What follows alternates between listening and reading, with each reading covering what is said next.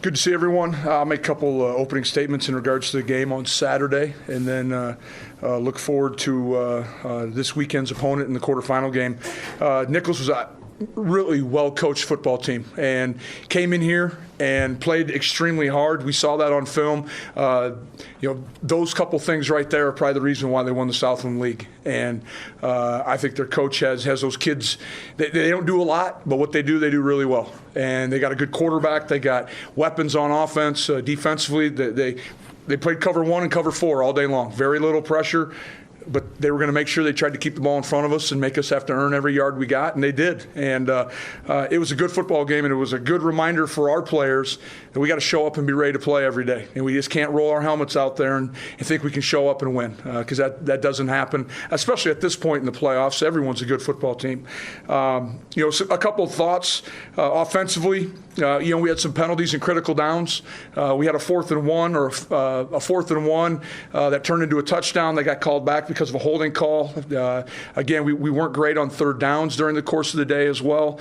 So those two areas, red zone and 3rd downs, we got to become better. And then just a slow start overall. We've been late in the season, late in the regular season. I thought we'd been starting quickly on offense. We'd had a number of touchdowns scored on the first drive, and this was one of those games. We had a great first play, and we just didn't have any complimentary plays after it. And I know our kids, from talking to our captains this morning, they're fully aware of some of the things that we can continue to do or do better. Defensively, got to be better against the run. Again, not taking anything away from Nichols, but we just need to continue to improve in that phase. And then defending the 50-50 balls. It was kind of a tale of two halves. Dixon caught 2 early. And then we were able to force a couple throws off the back foot late in the game and get a couple picks when they were trying to go right back to the 50-50 ball. So got to continue to be more consistent. And then lastly, we probably lost at some point about 70 yards in the return game because of penalties. Now one of them I completely agree with, and the other one I'm going to chalk up to just people haven't seen us play enough and don't know how physical we are. So but that's part of the game. That's the human element to the guys in stripes, and so nothing lost. But we need to do a better job in that phase. Trevor Height's doing a great job of getting yards and positive big returns for us. So we can clean that area up as well. Illinois State coming to town, again, a familiar opponent, very good familiar opponent. They've won 10 games, and anytime you play anyone with double-digit wins, they alert you and make you have to prepare. And on both sides of the football, solid offensive line. They got a running back that is as good as any that's out there. And they have a quarterback that is managing the football game. He's not turning the ball over. He's probably taking what defenses give him. He's doing an excellent job. They haven't turned it over or given up the ball to many of their opponents. On defense, they have a couple names. The big D tackle, number 99, John Ridgway. Was hands full the first time we played them, and I'm sure they'll be full again. Mick Knight, the defensive end they have, number 8, excellent football player. I believe he's an all-conference player. DeForest, number 50, the linebacker, all over the place. You can see that he's the communicator of the bunch. And then both their safeties are excellent football players as well. So, it's not a surprise that a Brock Spack coach team is going to be really good on defense. Coach Spack's been involved in the defensive side of the football for years, and I anticipate they're going to come in here ready to play. I wouldn't anticipate anything else. I'm sure they're excited. They're confident right now. They've had a couple big wins back-to-back, and opportunity to come play the Bison. I'm sure they'll be ready for us. And we got to have a great practice. Talk to the captains today, and those practices need to start today. We need to refocus ourselves, worry just about ourselves, and do everything we can to put ourselves in the best position to win a game on Saturday. With that, I'll open it up to questions. You guys went to their place and really smacked them, especially the way the final score ended up being. How do you just remove that from the conversation this week? Not talking about it, and just showing them film of James Robinson running over everybody he's played since that game too. So people talk a lot about his 500 yards he's had in the last 2 games, but I go back through the end of the conference year, I see a lot of 190, 180 yards in a game as well. It's not as if he's just sprung onto the scene. He's been a pretty good back throughout his entire career.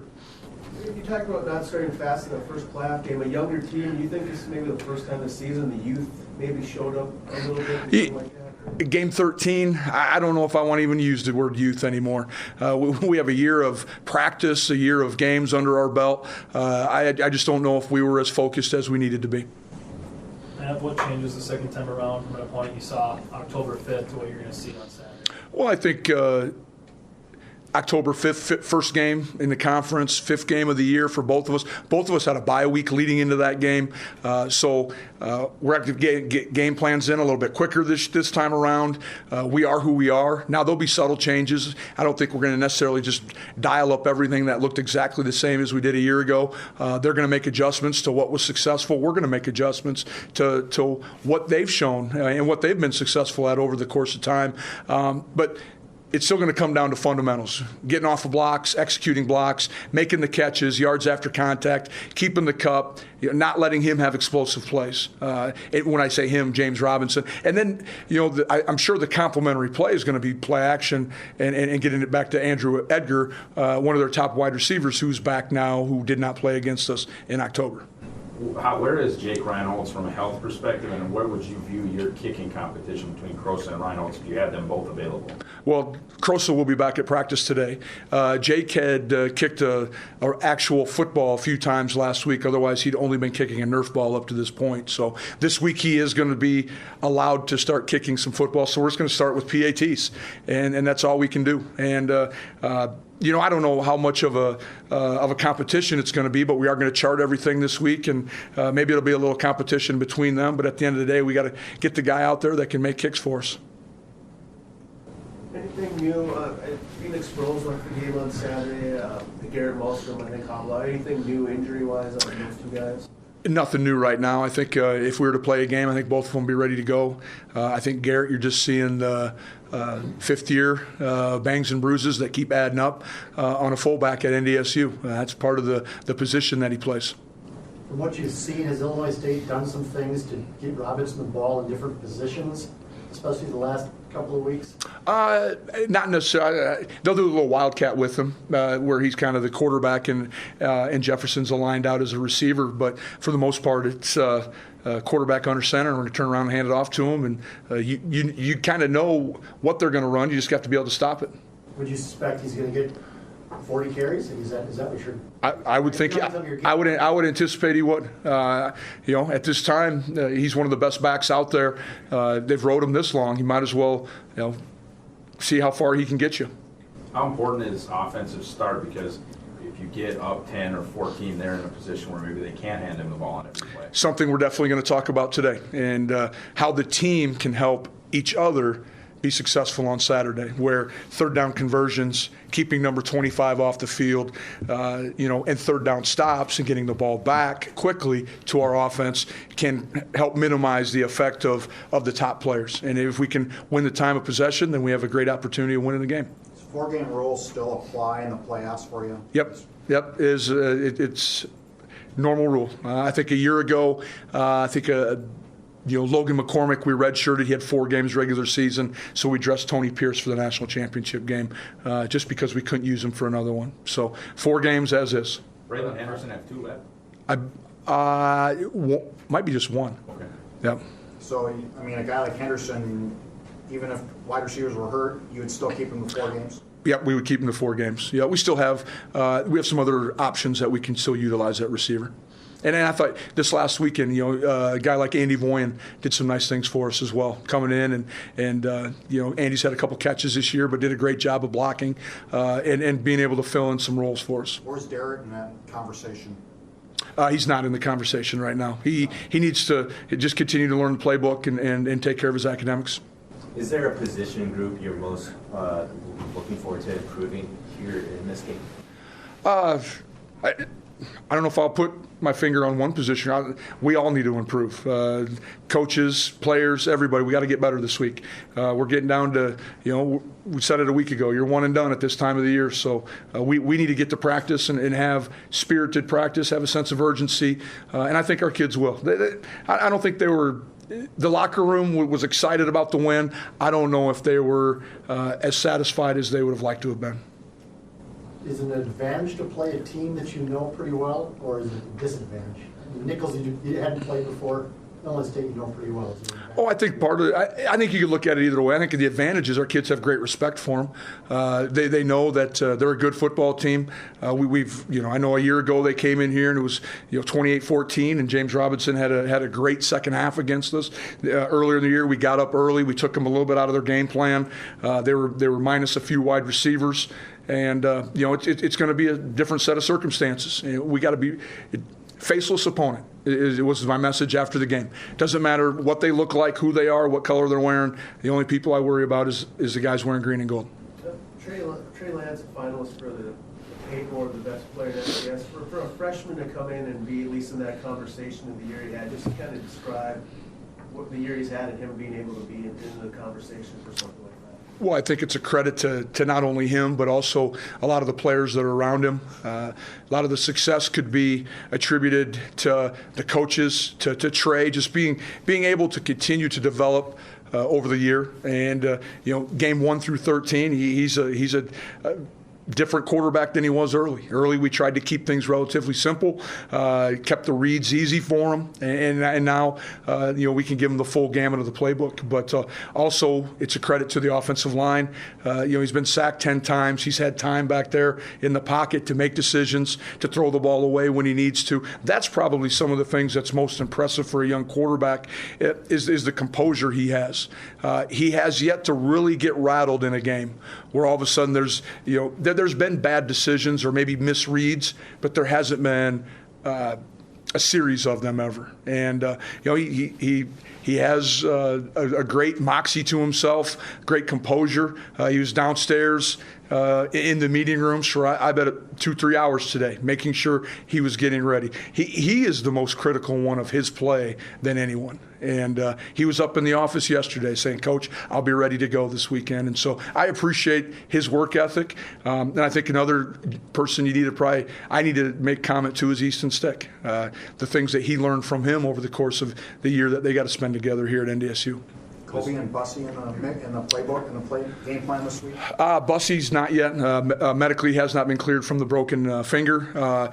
Hopefully Kobe will be. And I know he's going to be out being active today, so we just need to take it day by day. But that'd be a great addition to have at this time of the year. Does Karch have a chance, and how did you feel like your younger defensive tackles played on Saturday? You're talking about Cole? Yeah. He played about 5-6 snaps on Saturday, so he was out there, and I think that was perfect. We needed to get him out there. He looked like he had some twitch to him, had some snap, and so hopefully we can continue to kind of keep working him in there.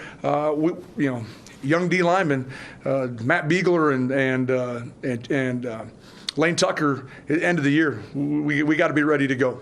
There's no holding anyone back now. Like I said before, one and done. We can rest when it's over. Now, when you got hired, you wanted to surround yourself with good people. Your coordinators have been named to the AFCA 35 under 35 Coaches Leadership Institute. Can you speak about what they've meant to you this year, Tyler and David? Well, one, I saw it and I go, man, I'm that old already. I barely missed it. I think I just turned 36, just a little bit beyond the submit date for that deal. Those guys have been unbelievable. Unbelievable. 2 new coordinators. Dave's been a coordinator before, but at our level, they've both been very mature about it, very, very thorough. That was probably the thing that I was most impressed with. I mean, they have not let a stone go unturned. They put in a lot of long hours, them and their staff. I think it also is probably a lot of credit to the people that surround them up there in the offensive and defensive staff room. But they've done a great job, and so is the entire staff. You can look up and down our staff, and I think we got one of the best ones, if not the best one, in Division I football. What's it like for these coaches who have never gone through a playoff run? What do you see in them? Well, I think they're, a lot of them have had maybe not a playoff run here at NDSU, but have had some experience. Noah Pauley, won a couple national championships as a player, so he saw it from a different view. But I think it's exciting. I think it's that was part of the desire for those guys to want to be here is our tradition and the success we've had over the course of the year. And I know personally when I arrived here in 2014, my greatest motivator was not screwing anything up. And I'm sure they won't admit it, but in the back of their mind, they too have the same mentality right now, is we're going to do everything we can not to mess this up. You're playing an Illinois State team that on defenses, they've got a lot of picks on the year, 19 of them. Just how much respect have you got for them on that side of the ball? They've done a great job. Coach Spack annually has a great defense, does an outstanding job. They're going to sit back in their two high quarters defense primarily. The majority of the time they do bring some pressure. They'll bring four to a side. Could be from the boundary to the field. That'll be the piece that we really got to work on this week, is being able to pick up those pressures, and hopefully we can make them pay for wanting to bring extra pressure. But we got to give Trey the tools and the answers for those situations as well. Again, we don't need to force anything. We need to take what the defense gives us and just keep moving the chains. How much does familiarity help with an opponent, especially in the playoffs? There's going to be wrinkles, and so it helps. We understand how their base defense, like I just mentioned, offensively, but there'll be some little things in there that, just like last week, us throwing the reverse in there, a wrinkle for the playoffs, and something that we could prepare for, and trying to attack all four corners of the field offensively. So we got to make sure that we have answers for the what-ifs out there, especially on the defensive side. What makes Robinson's game work so well, especially in the playoffs? Big physical, fast, great speed, breaks tackles, bounces the ball outside, can get you circled on defense, and great vision. I think he has really good patience on some of their outside zone, where all of a sudden he just stretches, and then tries to puncture it right downhill, and all before you know it, he's on top of a safety.